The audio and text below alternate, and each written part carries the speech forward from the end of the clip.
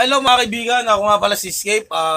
Kung gusto niyo gumanda balat nyo, bumili lang kayo ng mga product ni Rosmar. O di ba?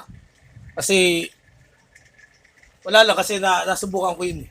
O di ba? Kaya hindi ko pinopromote si Rosmar dahil hindi ko naman siya kilalang personal eh. Di ba? Di ba? Rosmar, Madam Rose.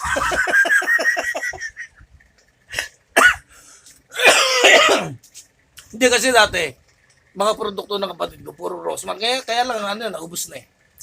O, di ba? Kaya, bibili muna ulit ako. Kaya YouTube, bibili ako ng mga produkto ni Rosmar, kaya pasauri mo na ako. O, di ba? Para gumanda-ganda naman yung kutis ko sa monitor, di ba?